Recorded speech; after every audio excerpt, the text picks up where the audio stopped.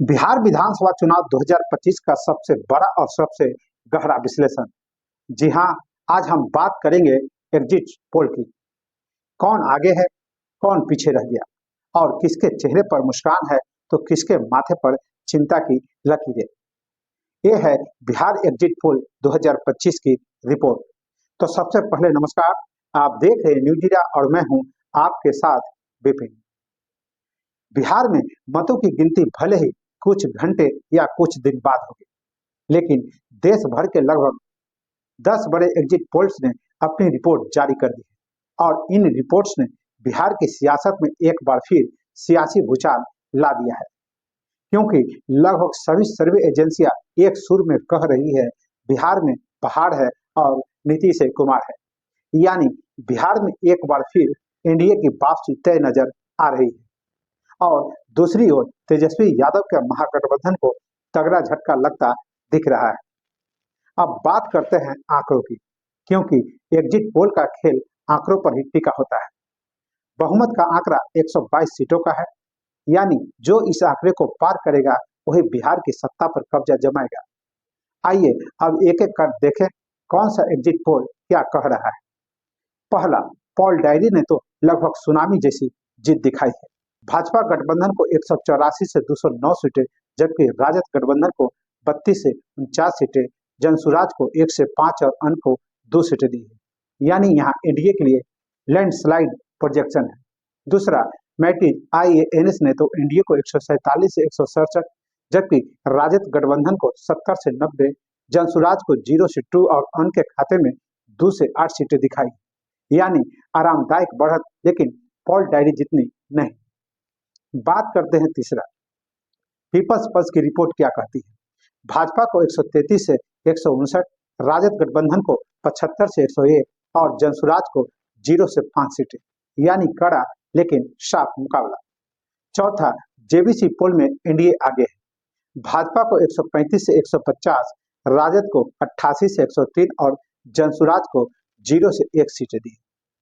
पांचवा, peoples insight ने लगभग वही ट्रेंड दिखाया है। भाजपा प्लस को 133 से 148, राजद प्लस को 87 से 102 और जनसुराज को 0 से 2 सीटें पर सिमटा दिया है।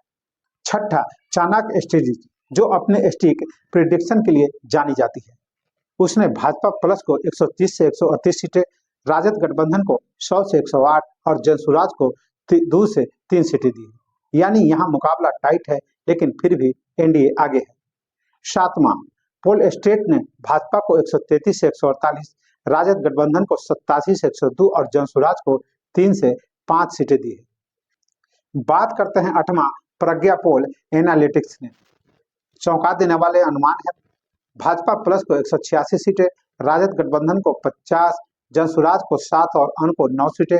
यानी यहाँ भी एनडीए की बम्पर जीत का अनुमान है। बात करते हैं नौवां, टीआईएफ रिसर्च में भाजपा को 145 से 163, राजद को प्लस को 76 से 95 सीटें और जनसुराज को 3 से 6 सीटें दी गई है। दसवां और आखिरी में पी मार्क, भाजपा को 142 से 162, राजद गठबंधन को 80 से 98, जनसुराज को 1 से 4 सीटें। तो कुल मिलाकर इन सभी 10 एग्जिट पोल का औसत यही कहता है कि भाजपा गठबंधन बिहार की सत्ता में मजबूती से लौट सकता है। लगभग सभी एजेंसियां एनडीए को बहुमत से ऊपर, यानी 140 से लेकर 150 सीटों के बीच दिखा रही है, जबकि राजद गठबंधन का औसत स्कोर 80 से लेकर 95 सीटों के बीच ठहराता है। वहीं जनसुराज और अन्य को मिलाकर भी एकल अंक में सीटें मिलती नजर नहीं आ रही। अब सवाल उठता है, आखिर क्यों एनडीए को ये बढ़त मिलती दिख रही है। इसके पीछे कई कारण हैं। पहला, नीतीश कुमार और भाजपा का तालमेल, जो इस चुनाव में पहले से ज्यादा मजबूत नजर आया। केंद्र और राज्य के डबल इंजन का नारा मतदाताओं में एक बड़े तबके को भरोसा दिलाने में सफल रहा। बात करते हैं दूसरा, सामाजिक समीकरणों का द्वारा कोऑर्डिनेशन। कई जातीय समूह जो पहले विभाजित थे, वे इस बार एनडीए के पक्ष में एकजुट दिखाई दिए। बात करते हैं तीसरा, तेजस्वी यादव की चुनौती जोरदार रही, लेकिन सीमित दायरे में।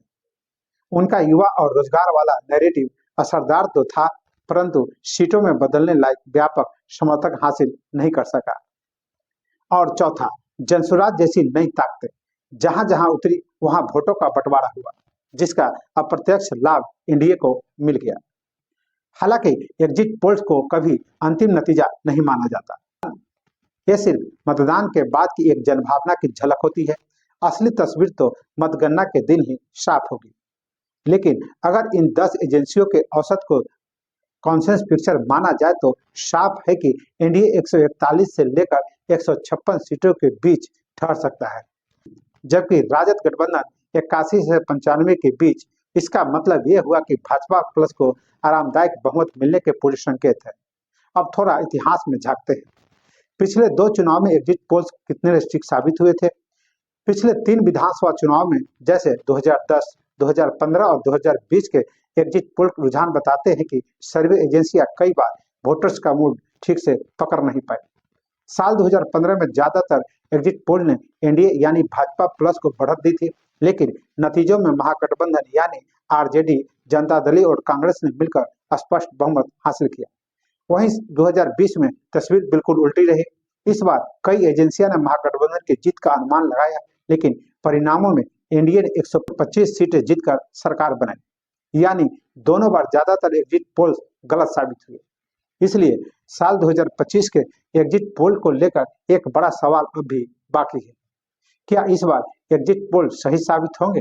तो क्या नीतीश कुमार की सरकार एक बार फिर बिहार की कमान संभालने जा रही है? क्या तेजस्वी यादव को फिर कुछ और साल इंतजार करना पड़ेगा? क्या बिहार की जनता ने स्थिरता को बदलाव पर तवज्जो दी है?